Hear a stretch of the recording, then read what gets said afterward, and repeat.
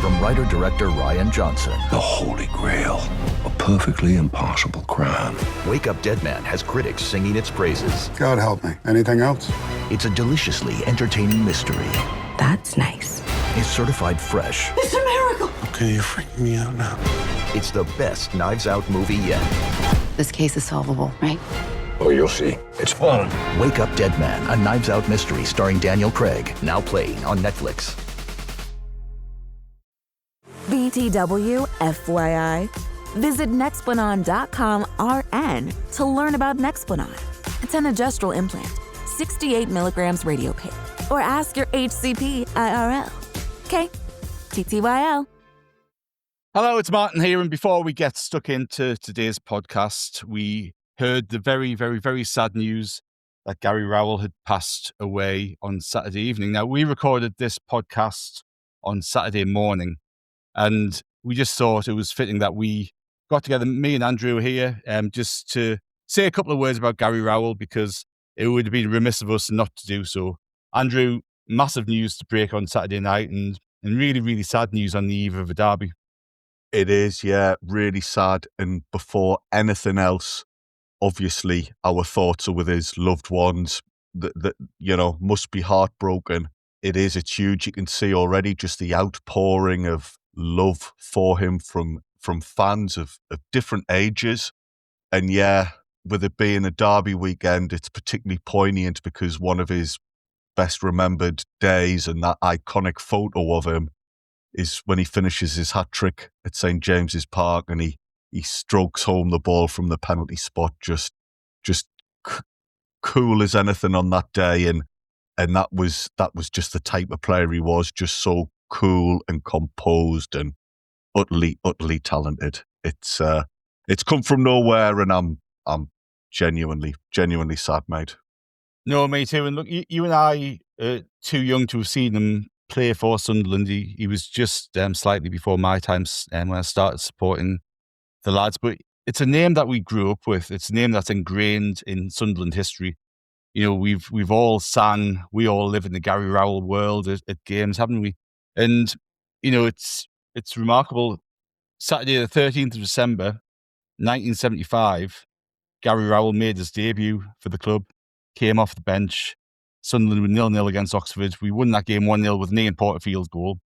And 50 years later, it's just stunning in terms of how it hits you when these people who you watch from afar and you watch video, we've watched grainy video clips of Gary Rowell playing, and as I say, you sing songs. I remember him being sat near him in the away end at Tranmere on the game that we actually got beat 2-0, but it was the last game of the season when Peter Reid's side got promoted.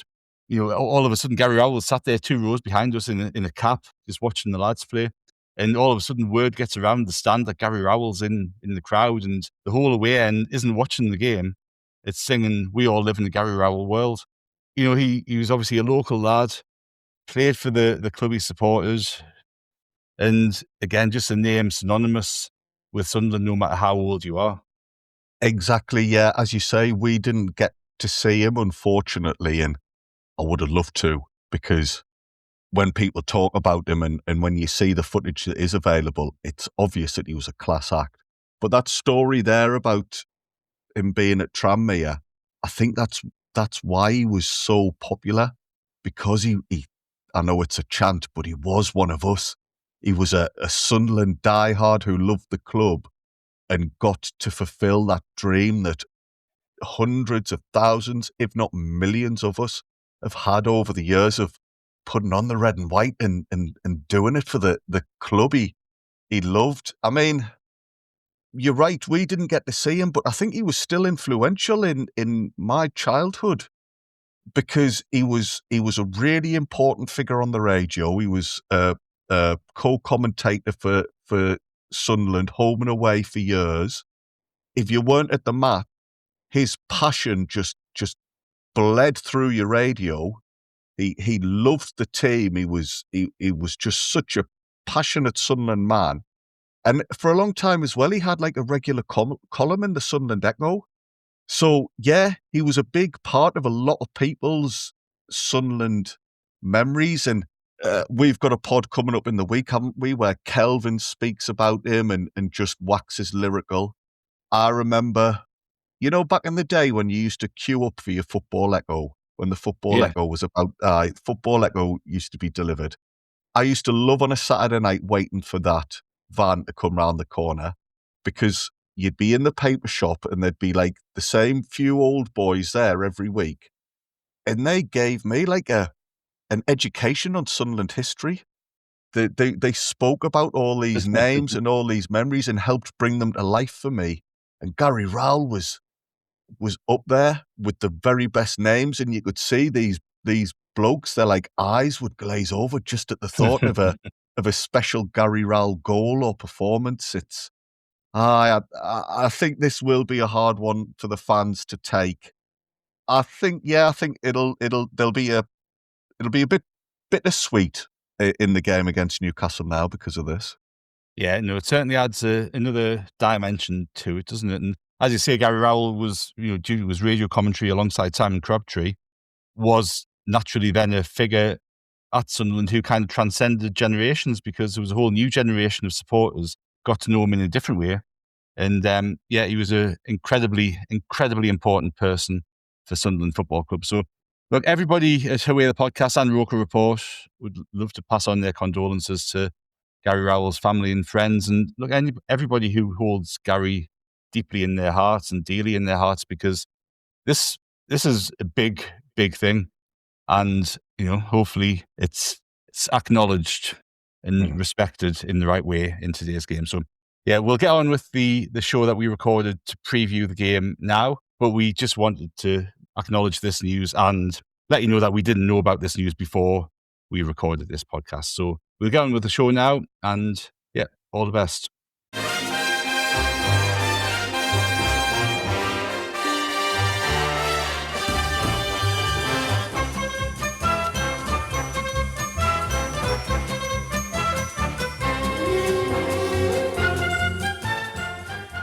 Good morning and welcome to Haway The Podcast, sponsored by Live Sport Bet. It's Martin here, and you're joining us for our matchday morning preview, and what a match day it is. The first proper Weir Tyne or Weir Shahira derby, I've heard it being called for almost 10 years, is kicking off in just a couple of hours. There's loads to talk about this morning. Now, I'm not going to introduce everybody one by one, but I'm going to ask each of you to sum up in 3 words or less how you're feeling with kickoff just a few hours away. So first up, Jonny Hawley, 3 words. How are you feeling, mate? Shitting my pants. That's, I think, about covers it. I think it's very fair, and I think that would be a feeling and sentiment shared by a number of people listening this morning. And also Ant Waterson. Can't bloody Excellent, that's what we like. If anybody heard Ant with me and Andrew the other day on the Q&A pod, we were all riled up and ready for battle after listening to Ant's motivational talk on Monday. So that was a great start to the week. And speaking of Andrew is our final member of our team with us today. And Andrew, how are you feeling, mate? Never be mastered. Excellent. Good. So variety of feelings there, variety of sentiments. I think that probably covers all bases. And we've had an awful lot of build-up this week. We've had Gus Poyet, brilliant Gus Poyet interview on the podcast with Gav earlier in the week. We've had Mark Douglas of the iPaper. We've had all sorts of things. I was watching some of the stuff on the Premier League YouTube channel earlier today, and so about the rivalry and all the stuff going off the field and looking back at the old games. I know, Jonny, you did a podcast with Chris yesterday about the games that have gone on in the past few years and all that sort of stuff. But we need to kind of change our focus to on the pitch today, because this is a football match as well. We've got all of the stuff going on around us. And I was listening to Regis in his press conference earlier in the week, maybe on Thursday, and he said he was doing things very normally this week. He was treating it as a normal week. He was doing the normal sessions with the players, the normal briefings with the players. And Jonny, how important is it that, the players at least have that focus that this is a Premier League football match against a team in mid-table? We're at home. We haven't been beaten at home. We're above them in the league. If you take the local rivalry out of it, this is a perfectly winnable game, and one that we would normally be going, need 3 points out of this one. So how important is it that we actually, the players at least, I know it's difficult for the fans to keep it all on the pitch, but for the players, how important is it they're really focused on the action on the field? Yeah, it's massively important, isn't it? You can't go into a game like this, an occasion like this, and let it sort of take over you and get the better of you. There's obviously going to be, Lebris is a very thorough, tactically minded coach. So there's going to be a game plan. There's going to be, you'd imagine, some fairly, specific roles for some of the players on the pitch in terms of whether that's man marking, whether that's going forward. There's going to be loads of moving parts that need to be all in sync with each other. And to carry that out, the players are going to have 100% focus on the game. Like you say, you've got to almost, as you step onto the pitch, you've got to try and just shut out the stands and the crowd and the noise. I think certainly for the first 5 or 10 minutes, you can't be getting sucked in. You've got to stick to the plan. So yeah, it's huge. And I think, thankfully for us, Lebris is exactly the kind of coach who can, get that message across to the players and make sure that people's heads do stay in the game. You just think back to the playoff final. I think, I can't remember the exact quotes, but in the build-up, Lebris was even then talking about, it's a great occasion, the fans are going to enjoy it, but I want the players to be thinking about this as a game of football, and it's got to be the exact same message today. And that calmness, I guess, that Lebris exudes, constantly for us is going to be really important. And Andrew, we've had a number of big games this year at the stadium, right, haven't we? We've had some huge games. It's almost as if it's been building up to a crescendo with this one coming at the end of the year. And it's going to be a big occasion, isn't it? It's going to be a big occasion for those players to cope with and contend with. And even Granit Xhaka this week said, this is probably the biggest rivalry game that he's going to have played in. And that's a huge sentiment coming from somebody like that. So it's going to be a big one for the players to channel that, the energy that's pouring out of the stands in the right way, isn't it? It is going to be difficult, but there's a lot of players who have experienced similar in the past. I take Xhaka's point there that he feels this is going to be the biggest rivalry he's been part of. Now, when you think about the fact of his background and he's been booed playing in international games because he's elected to represent Switzerland and not the country where his family came from originally, that's quite a big statement. But yeah, I've got no concerns about the players being able to handle the occasion. They've all come into a club that is desperately trying to change the narrative and turn itself from a squad that was supposedly going to battle for relegation into a team that's up in the top half of the league. So I think that side of things we're fine. And just thinking about Regis Lebris in the press conference and that, he's never bombastic, is he? I was not surprised with the tone he took. I was not expecting him to lead the journalists into a chorus of "stand up if you hate the Mags" or anything like that. He was always going to be keen to just keep everybody calm and focused on the job in hand.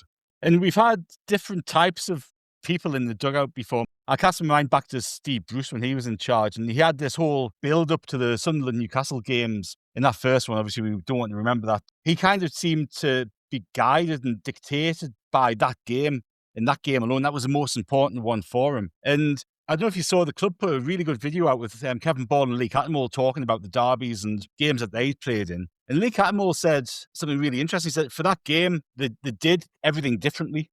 Said they put suits on to go into the ground on the bus, and they never worn suits before to go into the game, and they changed up different things. And he said after the match, they were just saying, look, we can't let this happen again. We didn't show up, we didn't turn up. So that consistency, I guess, from Lebris is going to be really key, isn't it? And like during the match as well, that calmness that he comes across with, and he's trying to affect games and spot ways he can change things. And it's almost like a chess game for him. He kind of loves that side of it. But the calmness, he's hopefully going to be the calmest person in the whole bloody stadium. There's probably only going to be Dan Ballard and Trey Hume who were in the side when we played Newcastle last time in the FA Cup. And we'll talk about the team selection in a little while. But you've got an awful lot of players, some of who've got experience of these types of games, like Granit Xhaka and Ronaldo and people like that. Others, Siddiqui, Robin Roofs and all that sort of stuff. This will be by far the biggest, most volatile atmosphere you'd imagine that they've experienced so far in their young careers. And we have seen players kind of freeze on that stage a little bit. I cast my mind back to the FA Cup game where Jack Clark and Joe Bellingham looked as if they hadn't ran before, never mind kicked a football before for certain parts of the game. So it's going to be interesting, isn't it, to see how they actually adapt to the ferocity of the atmosphere and the magnitude of the game. And I must say, I'm looking forward to them taking on, because I've got every confidence that they will take to this challenge just as they have done to every other challenge so far this season. Oh, 100% agree. Yeah, I mean, I think, obviously the game before, I think obviously those players were coached by Michael Beale, and I think he was just told them to sit back at all costs. And it was just a horrible, horrible game which we didn't show up to, and to be fair to them, they did. And the golfing class was just there for everyone to see. And that gulf now has closed. You know what I mean? It has got smaller because obviously we're in the Premier League, we're above them in the league, this, that, and the other. But no, I mean, you look at the atmosphere, what the atmosphere has been like this season, like most games this season. You look at the first game against West Ham and how loud that was, and the Arsenal game as well, where the crowd really got behind the players, and they've rose to every occasion so far this season. And that's why you look why they're unbeaten at home so far. They've had adversity thrown at them in a lot of games. Obviously Bournemouth 2-0 down, Villa 1-0 down to 10, and we've managed to get results. These players keep on finding a way of keep finding a way of finding a way, to be fair. And I've got absolutely no problem at all with them on, when that game kicks off tomorrow or today or whatever we're doing. I think we'll be absolutely fine. I've got no issues at all with that, man. It's going to be a really interesting game because obviously if you take the football side of things, Jonny, you look at so far this season, we've gained the most points from losing positions in the Premier League. I think we gained 12 points from losing positions. So as Ant said, that really kind of speaks to the character and that never say attitude, that till the end mantra that's been rolled out over the past few seasons. That really speaks volumes about that. Conversely, no side has lost more points from winning positions than Newcastle. Newcastle have lost 11 points from winning positions this season. I think they've conceded 7 goals in the last 5 minutes. Have cost them points this season. And I know they had a great result away at Everton a couple of weeks ago, but they've only won 1 in the last 11 away games. So you're kind of looking at this game, and you kind of go, this is actually, football-wise, this is a big opportunity to take 3 points, isn't it? So how do you envisage the game going, Jonny? Just a nice, easy question of how's the derby going to go? Look, you're right. You look at those stats and you look at the way that the two teams have generally played this season, and on paper, it does seem like it's set up for our sort of natural game plan to be fairly effective. I mean, we saw against Leverkusen, even Newcastle conceding a late goal. They weren't great at defending set pieces. They've not necessarily been amazing at that all season, whereas that's been something that exactly should play into our hands. Like you say, we've scored a lot of late goals. We've taken a lot of points where we've turned games round.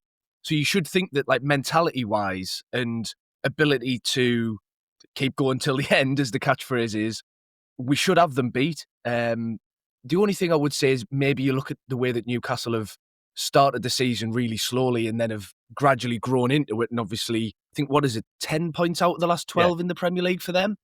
They've obviously had some issues with availability of players, and they've got people coming back. So I certainly wouldn't expect it to be an easy game by any stretch. But even with them coming into a bit of form and having some players back, you would expect that we shouldn't have to play particularly differently to how we've been used to playing for this style to suit us. So I think that puts us in a nice position where we're not having to go out and try something different, try something out of left field to try and surprise them. Which is, sometimes you're in that position going into a game where you think that just naturally the way that you play is not necessarily the right strategy. So I think, footballing wise, it should be for us a bit more of what we're used to. But obviously then the question marks will be, are they going to trick us a surprise? And what's going to happen on the day in the pressure cooker of the atmosphere in the Stadium of Light? Those are questions we'll not see the answers to for a few hours' time yet. But I said I was shitting myself earlier on. Objectively, I'm quietly confident. It's just all those layers of trauma of being a Sunderland fan built over top that make us worry. But I do think if you just look at it purely footballing wise, I do think we shared it in terms of who's naturally set up for the game more. No, that's right. And those levels of trauma, I think, are balanced a little bit. And I don't know if you lads agree with this. It'd be interesting to get your opinion on this, but I'm kind of looking at it going, they've been lording it over us for years now. They're the richest club in the world. They've all donned bloody hats and green shirts and embraced selling the soul. And we've just done things quietly, done things in the right way. And I think this is, I don't want to say that it's a no-lose game for us, 'cause obviously it is, and it would be horrible if we get beat. But everything's on them. The pressure's on them. A defeat for them would be huge in the context of what's gone on over the past few seasons. So, Andrew, I don't know how you're kind of looking at this, because I agree with Jonny. I think football-wise, we can win this, and I think it could be a massive win for us if we could get it over the line. In pure football terms, yes, I think we are very capable of winning. And let's just remember, we're talking here about going up against a Champions League team and feeling we've got a really good chance of beating them. So that just shows the state of play with regards to the squad. With regards to off the pitch type of things, if you want to call it that, I was nervous at the start of the week, but the more the days have gone on, I think that was just maybe muscle memory because of what it says on their badge. I've really been struck how I don't feel the same as I used to ahead of derbies now. I will say I know a couple of mags, nice people, that they're canny folks. Oh, you know those two, do you? Well, even no, I've got to be fair. I can think of a few people who is individuals that I've got a lot of time for. That said, even some of them can't resist a dig. It's impossible for them. I've other than those chosen few who I've deemed acceptable, I've never liked the way a lot of the rest of them go on. They can't stand Sunderland as a city or a team getting praise. There's this thing where they often like to make things about themselves. But ever since over 100,000 of them signed a petition calling into question the way the Premier League had handled that initial takeover, the way they stamped their feet because they couldn't get this abhorrent regime to take them over. Like you said, the way that they then celebrated with tea towels on their head and just how they've gone on since then. I think they've thrown away the right for anybody to give a shit what we think about them anymore. Or what they think about us, rather. I really do have that feeling now, and I do think it is different this afternoon. And yeah, there's going to be beef in the crowd and there'll be a few flashpoints outside the stadium, but it's not what it was for me anymore. And I'm seeing it more just as a football game against a team that we could potentially beat rather than a derby anymore. I really do feel that. Excellent. I love it. Sticking it to the mags, Andrew. You did that beautifully. And we will take a very short break then, be back after a couple of ads. BTW FYI. Visit Nexplanon.com RN to learn about Nexplanon. It's an adjustable implant, 68 milligrams radio pain. Or ask your HCP IRL. Okay, TTYL. This episode of Haway The Podcast is sponsored by LiveScore Bet, a principal partner of Sunderland AFC. LiveScore Bet is the home of the total betting experience, combining LiveScore's real-time updates and stats with great odds and offers, all in one very slick and very easy-to-use betting app. For more information, visit livescorebet.com or download the LiveScore Bet app. Remember, it's for over 18s only, and please bet responsibly. For more information, go to gambleaway.org. Welcome back to Haway The Podcast, sponsored by LiveScore Bet. And before the break, we were talking about the feeling around the game. And Jonny, you talked about the setup that we might go into the game with, and our usual game that we play. That's kind of chopped and changed a little bit over the past few weeks, hasn't it? We kind of went in with the 5 at the back against Everton at home. We reverted to the 4 at the back against Bournemouth, but we 2-0 down within 15 minutes. Because you look at the Fulham away game when we did go 5 at the back, and that's probably our worst performance of the season. I thought it was interesting, and at Liverpool, which I kind of think might give us a bit of guidance about what we do today, where we played Trey Hume ostensibly as a right midfielder, but he kind of dropped back to double up on the winger now and again, and went to a 5 and went to a 4. And that seems like an easier formation to kind of switch in and out of than the five that we'd seen previously, where you had Hume stepping up in the midfield, and it looked a little bit convoluted at times. Do you reckon that's a possibility, or do you have a back four in mind?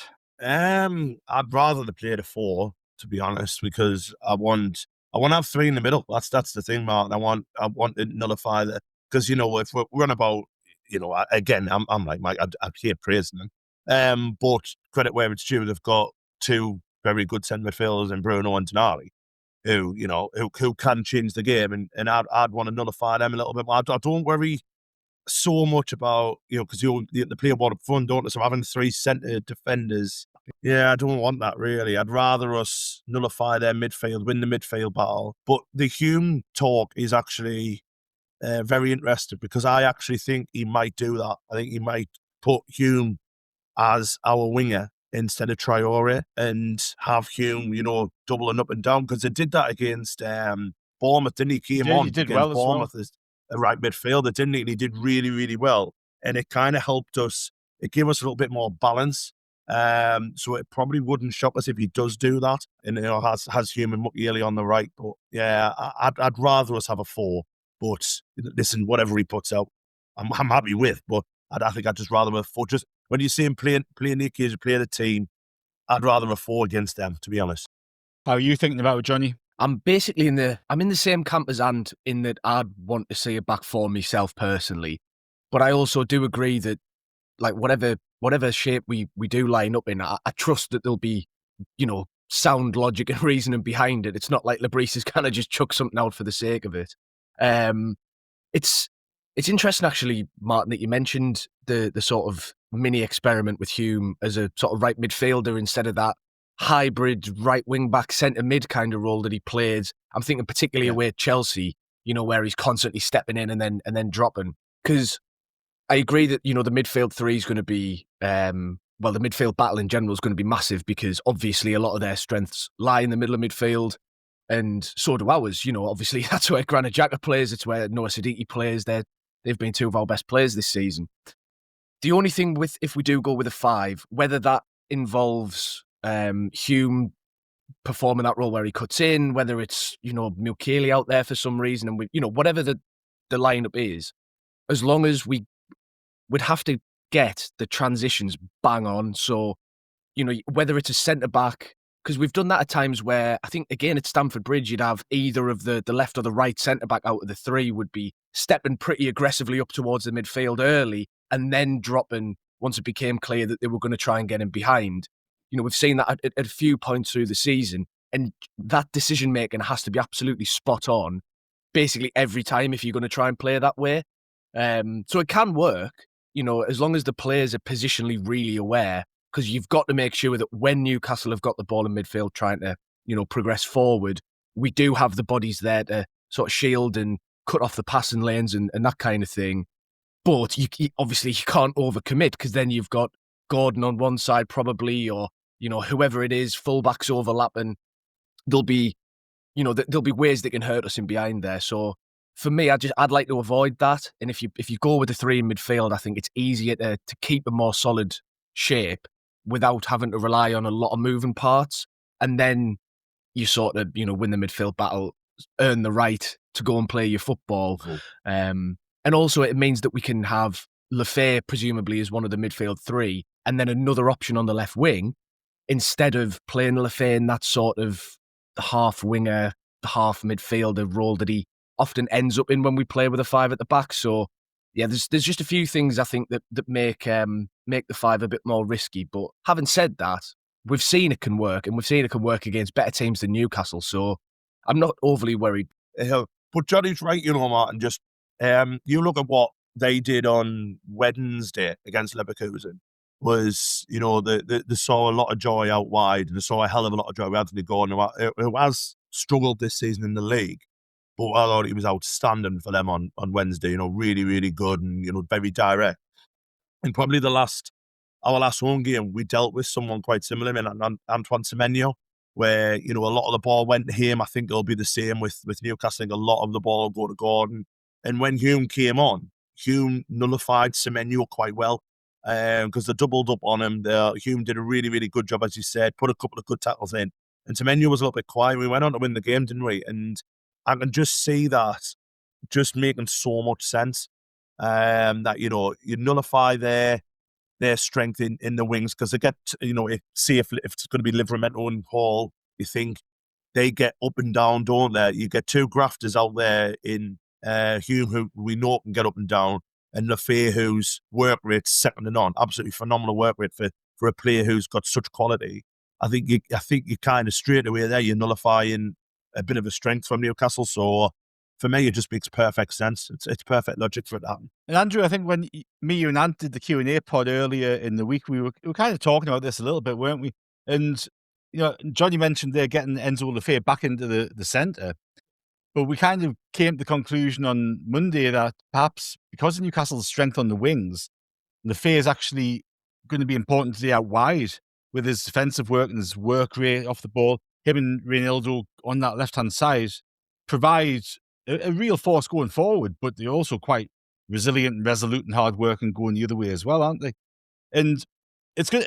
I say it's going to be, embracing my inner Regis here. It's a really interesting game because my initial instinct is it's going to be a game that's won in the centre of the park. It's going to be a midfield battle. It's going to be won in the centre of the park. We need to get control of the ball. We need to, win the territorial battle and all that sort of stuff.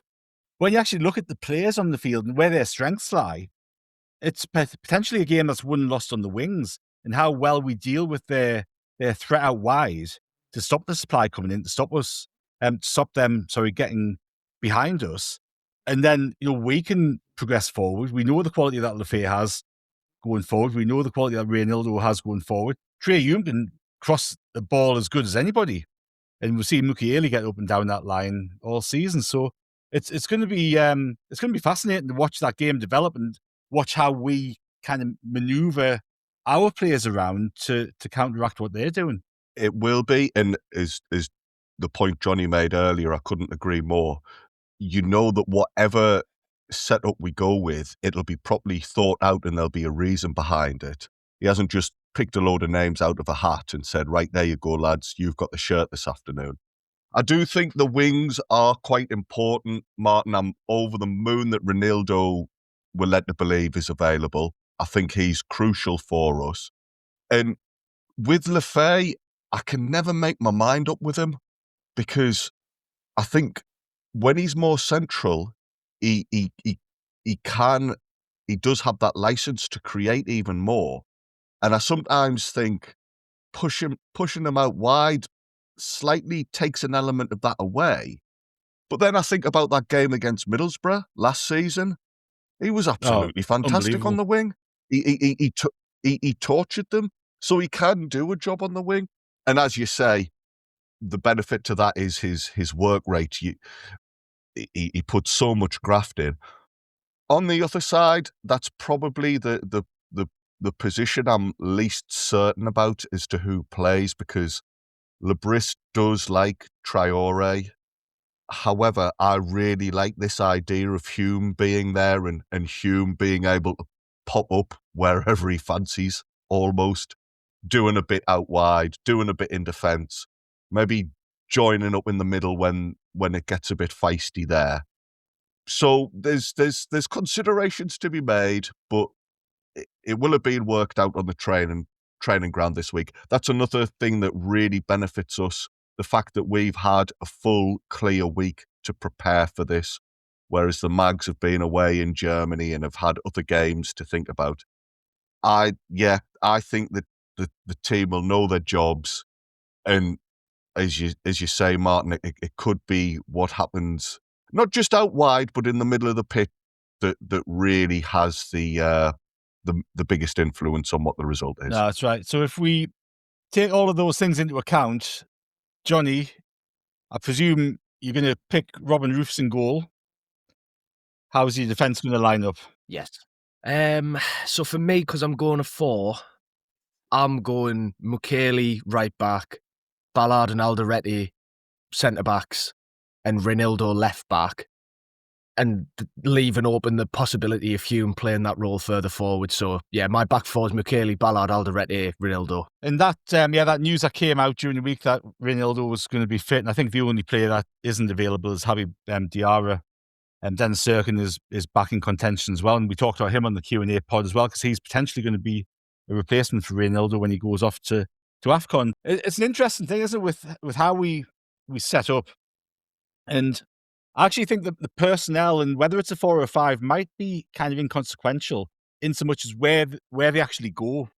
So if you have that scenario like we had at Liverpool, where Hume is essentially a wing back for some of the game, a wing back when we're defending, then in possession he goes to right midfield. That's far less shifting about and moving in and out positions than we saw, for example, away at Chelsea. Now, I do think Lebris will go back to that Everton game at the stadium, like where for the first 30 minutes we were all over the place. We looked as if we didn't know what we were doing. We didn't know like we'd met each other before. And I think it was a consequence of a bit of confusion as to who was supposed to be where and all that sort of stuff. So there's that aspect to it, which it's really hard to kind of forecast now and see into the future.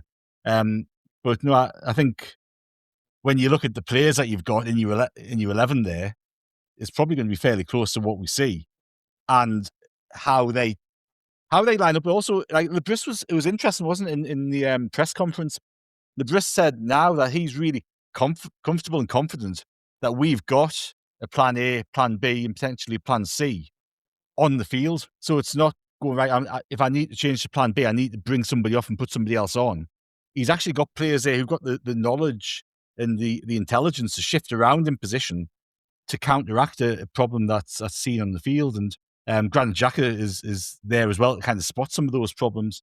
But how are you seeing the defence line up on this afternoon? Well, I've got to stick to me 4, haven't I? So I'll go Mukiele, Ballard, Alderete and Ronaldo. And I think it was Andrew who mentioned Ronaldo before. Huge news that he's fit. Absolutely huge news, because he was phenomenal against Liverpool the other day. Absolutely phenomenal. And, we're mentioning Newcastle pace on the wings. Don't think any of them as quick as what Ronaldo is. And he can get forward, he can get back and everything. He's going to be, one of them ones where you look at the game today when we're probably talking about it. I think you're looking at Ronaldo being one of the huge players for us. And yeah, really, really important. So I think I'll go with that. No, yes. The interesting thing with the back 4 and back 5 thing, and correct me if I'm wrong, but I don't think Alderete has played in a back 5. I think every time he's played, he's been in a 4. And I think that could be a big call to go to a back 5 for the first time with him in a game like this where there's so much at stake. But Andrew, what are you thinking? In terms of defence, that is, yeah, I would be expecting the back 4, which a couple of lads have suggested would be Mukiele, Ballard, Alderete and Ronaldo. You make a good point about Alderete. I think it was the Chelsea game where was the first time we started with a back 5, and that was the first time he was unavailable. Yeah. He was injured. As said before, I rate him really highly. And I think having a back 4 gives us the balance between being solid defensively, but also being able to cause a threat. Because this is not like previous times when we've played a team who were stronger. In the past, you would automatically go to a back 5 just by default, because that made us a bit more solid. We don't need to think like that anymore. No, that's right. And I think the back 5 thing with me, without wishing to labour the point too much, I actually think it creates more space for them to attack down the wing, potentially. It kind of pushes us back a little bit too much. Moving on to midfield, Jonny, I'm presuming Xhaka and Siddiqui are givens for all of us in our teams, given that they avoided their yellow cards last week, so they're available. Enzo Lefebvre, in the centre or on the left? For me, in the centre, I want him in the middle because, look, he does a brilliant job when he's out on the left. I think he was man of the match against Brentford from the left wing. So we know he's got it in him, but I just think when you have him in the middle of the pitch, I can't remember, it might have been you, Martin, earlier on mentioned that it gives him a little bit more license to create. Can't remember who said that, but I agree with that. And also, I just think his work rate's that good that even if he's playing in the middle of midfield, he can still shuttle out wide when he's needed. You know, we've seen Siddiqui do that a lot this season. And look, Siddiqui's got a particularly good engine. I'm not saying that I expect Lafay to be covering quite as much ground as he does every week, but you see a little triangle develop, particularly on the left-hand side between Ronaldo, Siddiqui, and then whoever plays on the left wing, which has been Enzo at times, where there's a lot of dropping in for each other, a lot of covering, a lot of, you know, one goes, one stays type of stuff. So I think Lafay, if he's playing in the middle, he can still get involved on the left-hand side or the right-hand side, whichever sort of, you know, whichever side of Xhaka he's playing on. And the other reason is because then who I would put on the left wing is Shamsdin Talbi, who I also think has shown in games this season, particularly Aston Villa at home, when he ended up having to play as a left wing back, basically, after we went down to 10 men. And, you know, he was still managing to get up the pitch, and it was actually him who ran with the ball, had a shot, which then went to Xhaka, who nodded it through to Isidore to score the goal. So I think he's got the work rate as well. Now, listen, there's other questions for Talbi. You know, like a lot of the signings, such a young player, won't have played in a game like this before, all that sort of stuff. Mentality-wise, are they fully ready for it? But just looking in terms of the pure attributes as footballers, I think Talbi on the left with Lafay in the middle, and then Ronaldo at left back, for me, gives us plenty of legs, plenty of pace, so we can cover their threats from the wing while also still having plenty ourselves to be able to turn around and hurt them. So yeah, that's what I'd be doing. Who would be going on the right-hand side then for you? Was it Andrew who said that's the trickiest position to pick in the team today? Yeah, you can make a case for Hume or Traore. It just depends how much you're wanting to think about going back overs as opposed to going forwards, I think. Lebris really trusts Traore, so I wouldn't be surprised to see him start. But to be honest, I think it's a toss-up. But honestly, I'm totally 50-50 on it, because if you play Hume, you're sacrificing a lot of ability to beat a man and, you know, break the lines a bit easier. But if you play Traore, then you're not getting anywhere near as much defensive output. As good as he is and as much as he does graft, I think I'll say Traore, but I'm probably just erring that way because I think it's what Lebris will do. And there's a few question marks, I guess, isn't there, with where certain players might go. You know, Jonny was talking about Talbi there, and I really rate Talbi. I think he's looked excellent on a number of occasions, but the last 3 games he's given the ball away in tight situations. Bournemouth, we concede a goal. Liverpool concede a goal. Man City, we don't concede a goal, but he gives the ball away in a bad position when he comes on. Big pressure game to put him into from the start. And, you know, there's going to be a temptation, isn't it, to really go with players that Lebris trust. And, you know, he might feel he trusts Talbi completely, and they're just individual mistakes, which every player makes, and it's all fine. But how are you seeing the selection in the midfield? Well, you made that point on Monday, didn't you, about Talbi? And it was very interesting. I got a little bit of feedback about who actually agreed with you regarding that they wouldn't play him. However, mentioned a name which we didn't mention on Monday, and it was Romain Mundle. You look at that. I know we mentioned Adingra, didn't we? But the problem being is there, do you bring Mundle in a game where he hasn't played all season? He's only just come back from injury. Is it too much for him? I think logically, if we're putting Lafay in the 10, you're probably going to put Talbi there. I think it's definitely, it's down to trust, isn't it? You know, it's down to, does he trust Talbi, Adingra, or Mundle to do the up and down stuff? I think you're looking at it's probably Talbi, but I think that's the most difficult decision he's got today, is who he's putting on the left. To be honest, I think that's the one where I think it's going to cause the most. I don't know. I think that's probably the biggest headache he's got for me. I think for fans as well. When you look, I think who's it going to be? Because his arguments that, you know, if he goes to 5, it'll be the fear. And then we've just mentioned there all three of them have got the merits. So it's it's a tough one. You spoilt my little sort of twist at the end of this pod, because I was going to throw Romain Mundle in as a bit of a. I saw the pen going as well, Matt. I thought, oh no. But you know, considering Mundle, like I actually, he's looked really sharp when he's come on in the last few games. I think he has looked match fit. But I do just wonder whether Lebris will think back to the playoff final, and you chuck him into a game of that magnitude. Again, it's completely different coming on as 20 minutes as a sub and having a bit of a run around to start in the game. But I would not be surprised to see Mundle come on and play a part in the last half an hour of the game. I think Simon Adingra is a really interesting one, Now, he's just been left out of his national squad for AFCON, so he's going to be with us throughout December. He's going to feel as if he's got a real point to prove. Now, whether he gets the hump because he hasn't been playing football and he's pissed off because he hasn't been called up for AFCON, or he really embraces that challenge, go, right, I'm here for December, I'm going to really get stuck in, I'm going to win my place back. I said on Monday I thought he had a part to play in this game. And I just get the feeling there's going to be a player who we might not expect to feature come in and actually do something. Today. I'm going to go for Adingra to be that person. Because I think I would have reservations about putting Talby on the left-hand side, I must admit.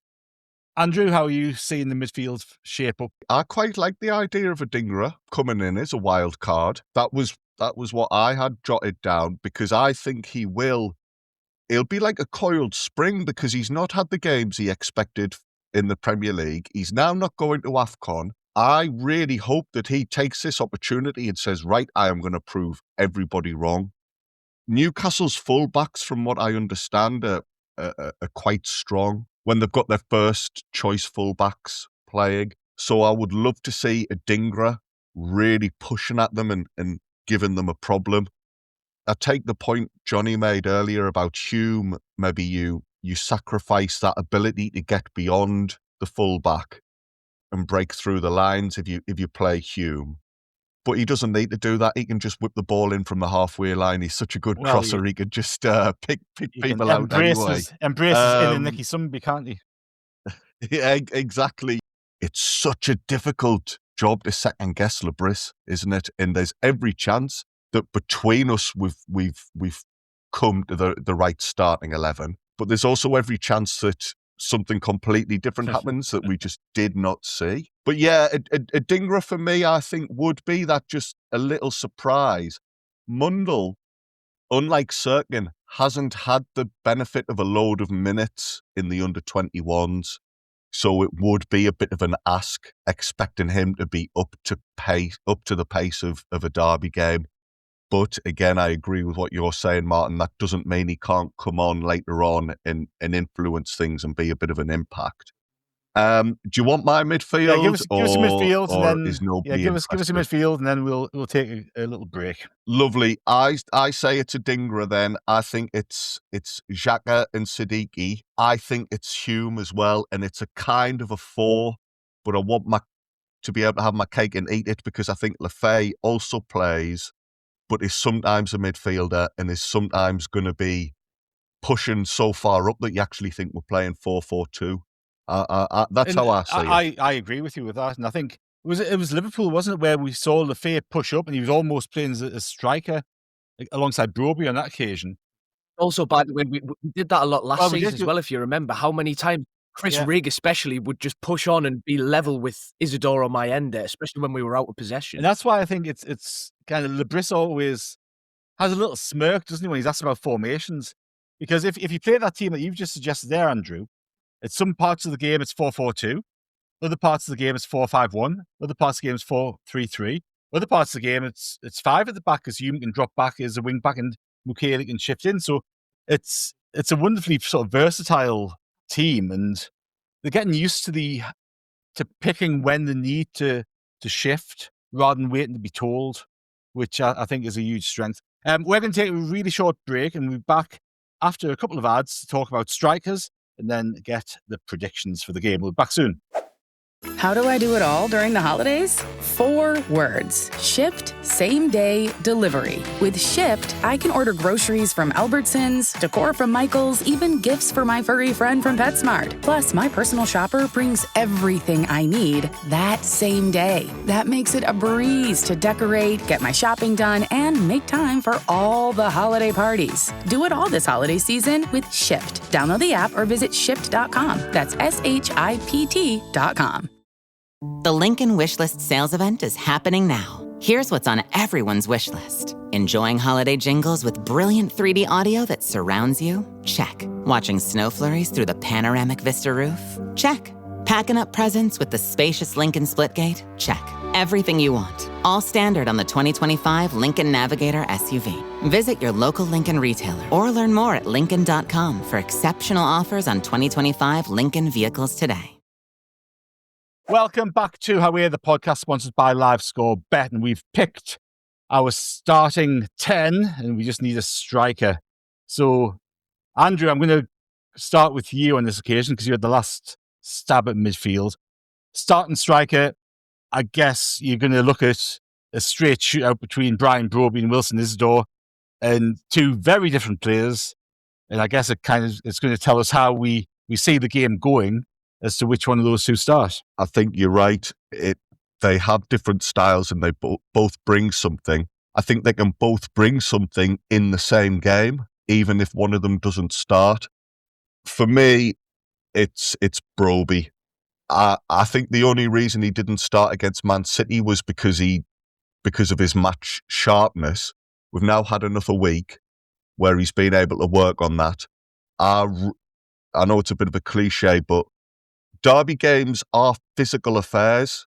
So I love the idea of him being there and roughing up a few defenders and making it harder for Newcastle to do what they want.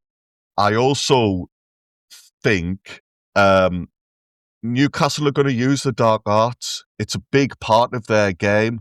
They like to get in people's faces. They're a bit snide. I love Wilson Isidore, but he can be a little bit emotional from time to time. Mm-hmm.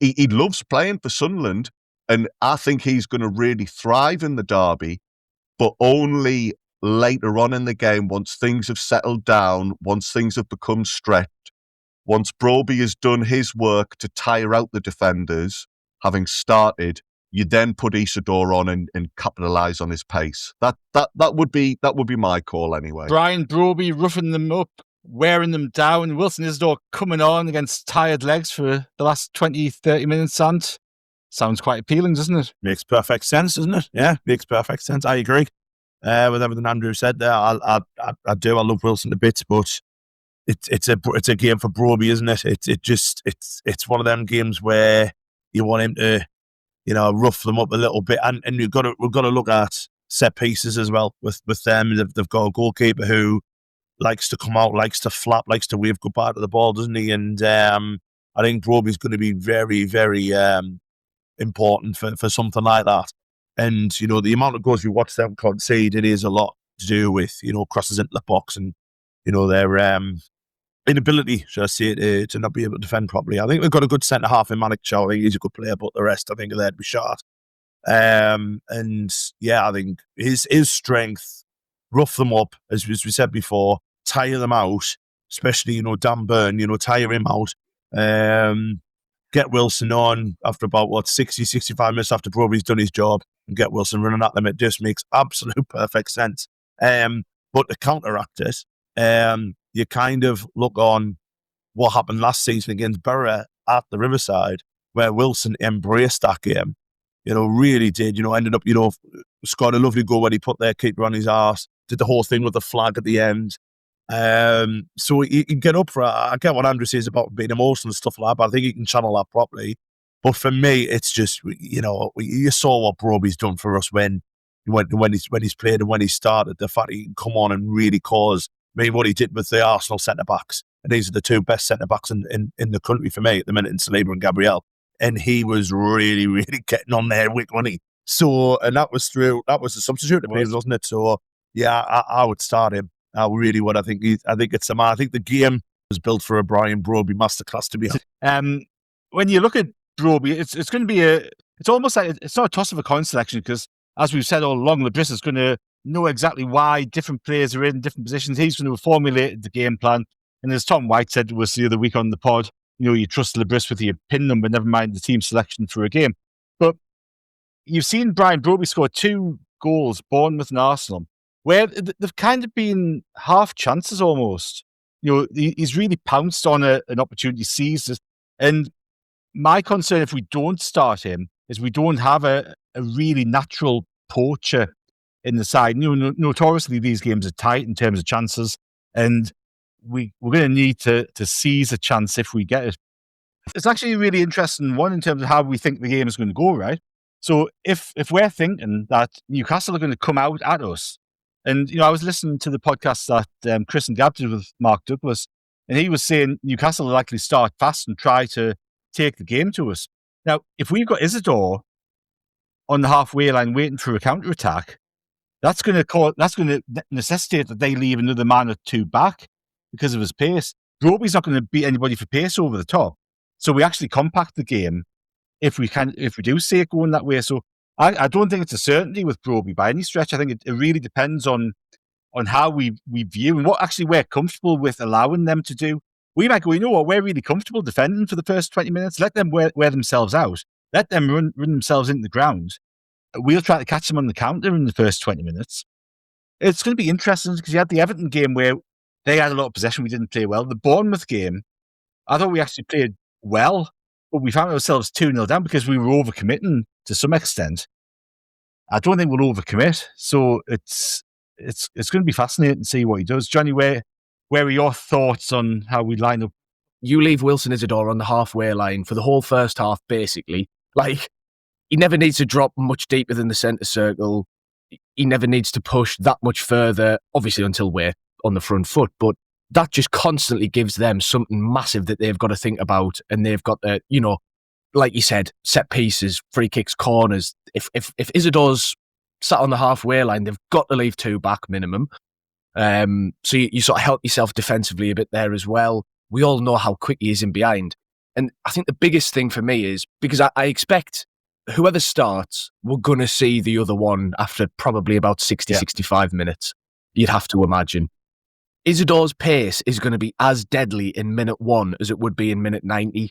Because as a couple of the lads have said, like, Dan Burns not catching him, whether he's completely fresh out of the changing room or whether he's been running about for 90 minutes.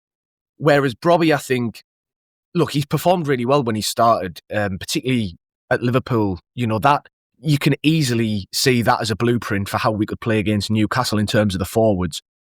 Broby gave Konate in particular, a torrid time physically in one-on-one. He was up and at him, he was turning him, he was on the shoulder, and he was getting fouled constantly, a lot of which weren't even given. So I can totally see the logic, but I think Isidore's got just so much raw pace that he's a threat from the beginning. And then I think, because if you think about Thiaw and Burns' strengths, they're both big lads, strong. Thiaw's got a bit more about him pace-wise and agility-wise than Dan Burn does, but then so do most of us.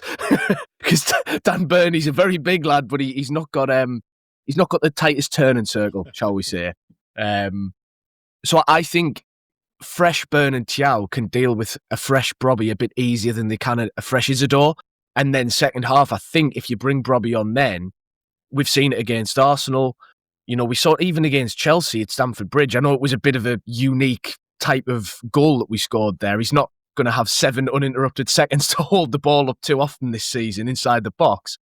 But those are times where Broby's come on late and his physicality's been able to be put to maximum effect because the defenders are a bit more tired or they've made changes so the shape's, not what it was at the start of the game. So yeah, for me, and above anything else, sometimes the intangibles matter the most. And I think Isidore, he just gets this club on an instinctive level, and he has done basically since he came in. I think, Ant mentioned the Borough game last season away from home where he's scoring, he's planting he's put his top on the corner flag and that. I think he'll be able to, channel his emotions. I think he'll be able to channel them properly for this game, and he's going to feel it more than most players on that pitch, I think. So it's a slight emotional bias. I'm fully ready to admit that. I want to see Isidore start the game for sentimental reasons as well, but I do think, I think his pace and his natural affinity for this type of fixture that he's shown already in a Sunderland shirt, I do think makes him a good option. And then Broby's a hell of a weapon to have to bring on late on. Oh, absolutely. Right, we're going to move into score predictions. So, Jonny, what are you going to go for? We always win 2-1. So it's got to be 2-1. I was listening to the Poyet pod last night, or 2 nights ago as this goes out, actually. And, I was talking about the 2-1 with Barini on the past meetings pod the other day. And we were talking about the Richardson free kick. So all I've had in my head for days has been 2-1s. So it's got to happen again. I'm going to say Isidore scores early on. They'll get some sort of horrible, snidey, deflected, crap goal from someone who I don't care about. And then I think late on, I say it every predictions. Xhaka's due a 30-yard raker. It's got to be coming at some point, and what better time than this? So, aye. And Ant, what are you looking at? Well, I wanted 2-1, but I don't want to double up. You can double up. If you've got a winning scoreline, you can double up as much as you want, mate. I'll change because I do think they'll score. I'll probably get a dodgy VAR decision, which they are noted for. I'll go 3-1. I reckon. Yeah, I think we score first. They equalise. We score again, and then when they're pushing for an equaliser, we break away, and Talby or someone pops it in the back of the net, or Romain Mundell comes on or something along those lines. I'll go 3-1. Excellent. Newcastle have scored and conceded in the last 8 Premier League games, so they've scored goals, but they've leaked them at the other end. So there you go, Andrew. I said earlier about how the derby's different nowadays. All that said, it would be nice to think we could just win. And for once, they might just leave us alone. And we might not have to put up with their awful patter, even if it's just for half an hour. It would be nice to get a bit of peace from them. Andrew, you're all right, man. It's not even their biggest game of the week. Go on to that, Leverkusen who were in the Champions League, then Fulham, Carabao Club. And then us, apparently, so, don't worry about it. You're dead right. They don't care about us. They just like to come and watch us play in League One and comment every time we sign a player telling us that they've never heard of them and all of that. But hey, listen, who knows? Who knows? We win, and on Monday night, I am spared the pathetic sight playing five-a-side football in the middle of Sunderland, this is. I don't have to see any men in full Saudi green kits, complete with sleeve patches and names and numbers on the backs of their shirts. That would just be nice. That would just be nice to think. I don't ask for much, but just that would be lovely. As far as predictions go, I am looking at a screen here of just 100% sexy Macklin bastards. Lads, yous are all stunners. Yous are all stunners. Yous have got me well up for this game. I'm gonna double up. I think we'll win 2-0. And on the subject of sexy men, I think Aldrete is going to get one of our goals, and he's going to go mental. His eyes are going to be popping out of his head celebrating, and it's going to be an iconic moment in Wearside folklore. There you go. Well, that will do me just fine. So thank you, Jonny. Thank you, Ant. And thank you, Andrew. It's been a pleasure, and we hope we've got you ready for the match. Gav, it is planned that Gav and Sam and a couple of the other lads will do a podcast immediately after the game. How that ends up being, if that comes off or not, who knows? You just have to check your podcast feed. Well, Gav did promise whether we win or anything else, we will be doing one. But yes, we'll see how match fit he is by the end of the game. But Andrew and I will be back on Monday morning with Scott Wilson. I was just going to say, I promise not to embarrass you in front of Scott. I won't make any comment on his appearance or whether I think he's sexy or not. On that pod, I will just talk sensible football. There's a promise. You have that promise from Andrew, and we have it recorded. So there you go. Yes, but Andrew and I will be back with Scott Wilson on Monday morning. We'll have that dropping into your podcast feeds about 10 o'clock on Monday. So hopefully we've got a lot of good and positive things to talk about. But for now, it's once more into the breach, dear friends. We'll see you on the other side.